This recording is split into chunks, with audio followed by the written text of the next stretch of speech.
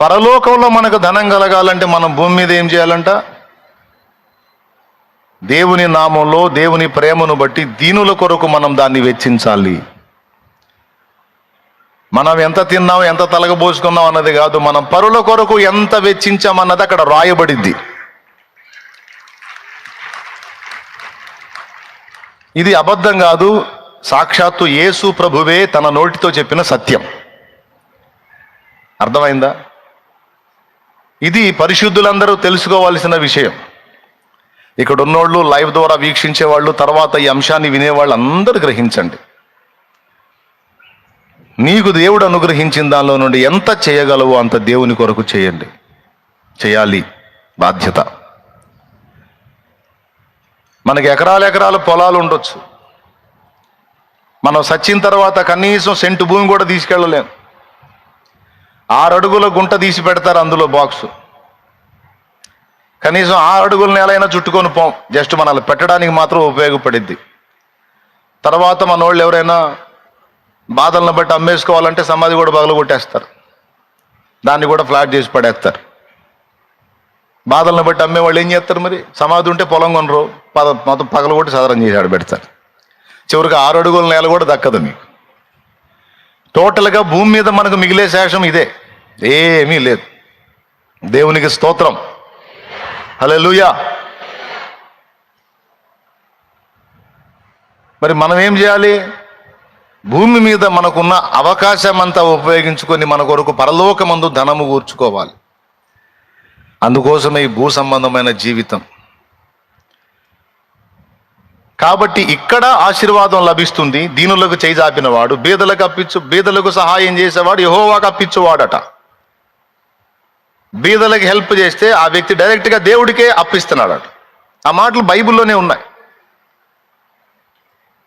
బీదలను ఆదుకునేవాడు యెహోవాకు అప్పించువాడు. అంతేకాదు, నేను ఆకలిగొని ఉంటిని మీరు నాకు ఆహారం పెట్టారు, దప్పిగొని ఉంటిని దాహం ఇచ్చారు, వస్త్రహీనుడని దిగంబరిగా ఉంటిని మీరు నాకు వస్త్రం ఇచ్చారు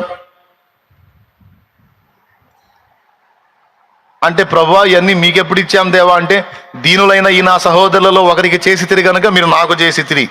కాబట్టి ఆశీర్వదించబడిన వారలారా, లోకం పుట్టినది మొదలుకొని నా తండ్రి చేత మీకు నిర్ణయించబడిన అదిగో ఆ తేజో రాజ్యం, మహిమగల రాజ్యమును స్వతంత్రించుకోండి పొండి అంటాడు.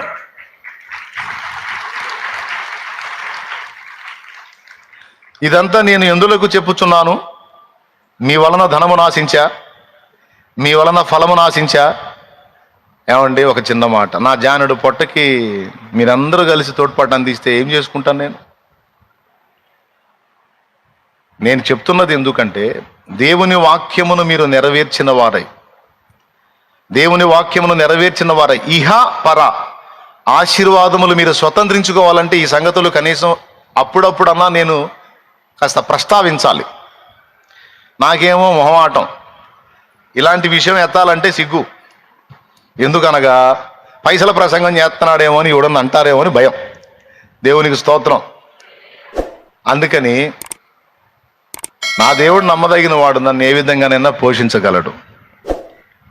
మొట్టమొదట పరిచర్య ఆరంభించినప్పుడు వాళ్ళంతటా వాళ్లే తీసుకొచ్చి ఒక స్టీల్ డబ్బా ఆ పాకాలో నిట్టాడి గట్టి వాళ్ళందరూ కలిసి, ఇది మొట్టమొదట ఉన్న సంఘం అంతా కలిసి దాతృత్వంతో విత్తిన కానుక 60 రూపాయలు.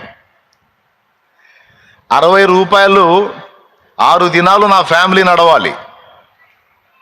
ఎట్లా సాధ్యం?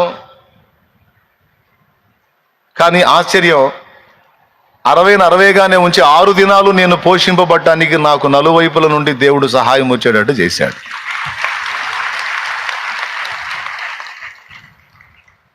దేవునికి స్తోత్రం కలుగును గాక, హల్లెలూయా.